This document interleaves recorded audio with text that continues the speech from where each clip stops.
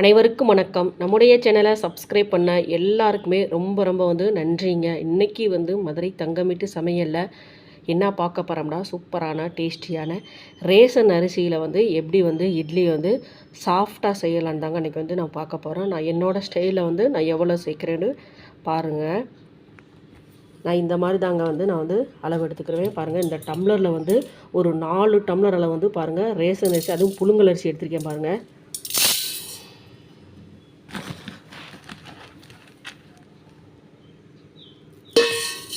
2 3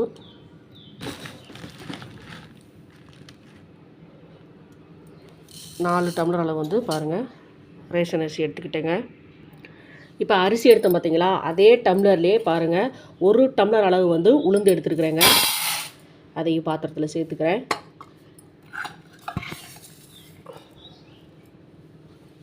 பாருங்கள், 1 ஸ்பூன் அளவுக்கு வெந்தயம் எடுத்துருக்குறேங்க. இப்போ அதையும் அரிசி கூடயே சேர்த்துக்கிறேங்க. சேர்த்துட்டு இப்போ நல்லா ரேஷன் அரிசி நல்லா அலசிக்கிறணுங்க. ஒரு 4 டைம் 5 டைம் நல்லா அலசிக்கணும்.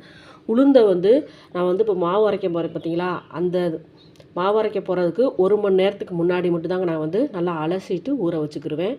அதையும் நான் காமிக்கிறேன். இப்போ அரிசியை மட்டும் நம்ம ஊற வச்சுக்கலாங்க.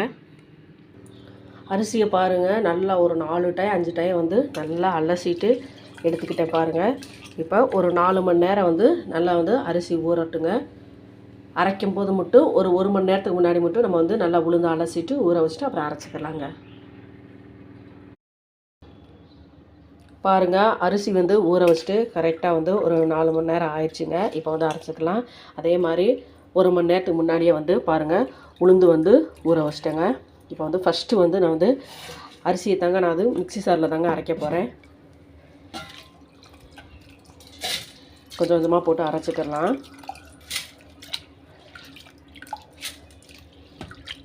இப்போ உளுந்து அரைக்கும் போது கிரைண்டர்னால் கொஞ்சம் கொஞ்சமாக தண்ணி தெளித்து விட்டு நம்ம அரைப்போங்க. இதில் ஆனால் மிக்சியில் அரைக்கும் போது நம்ம நல்லா தண்ணி ஊற்றிட்டு அரைக்கணுங்க. பாருங்கள், 1 கப்பளவு மதியம் சாதம் வடிச்சிருப்போம் பார்த்தீங்களா, அந்த சாதத்தை மட்டும் தாங்க நான் சேர்த்துக்கிடுவேன். இந்த கப்பில் 1 கப்பளம் சாதம் சேர்த்துருக்கேன் பார்த்தீங்களா. இப்போ தண்ணி சேர்த்துட்டு அரைச்சிக்கலாங்க. இதே மாதிரி அரிசி உளுந்து எல்லாம் அரைச்சிட்டு காமிக்கிறேங்க.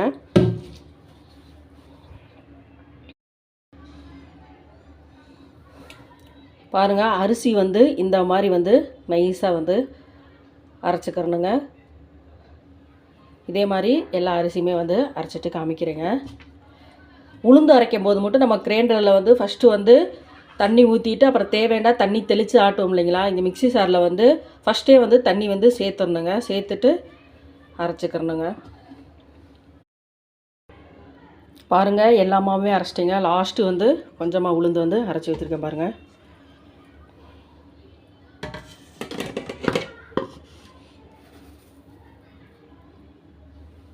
இப்போ கொஞ்சமாக உப்பு போட்டுக்கிறேங்க. உப்பு போட்டு நல்லா மாவு அடித்து விட்டுக்கலாங்க.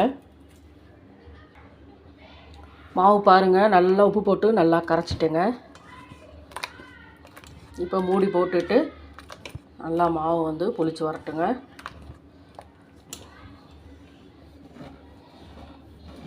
காலையில் இட்லி சுட்டுக்கலாங்க.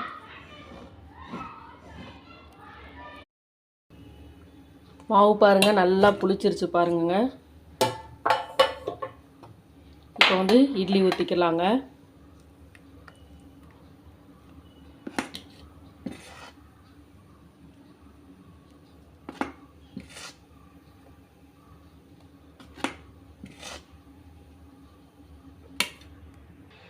பாருங்கள், 2 அடுக்குலையுமே இட்லி மாவு ஊற்றிட்டேங்க. இப்போ கரெக்டாக ஒரு 10 நிமிஷம் கழித்து பார்த்தோம்னா சூப்பரான குண்டு இட்லி ரெடி ஆயிருங்க.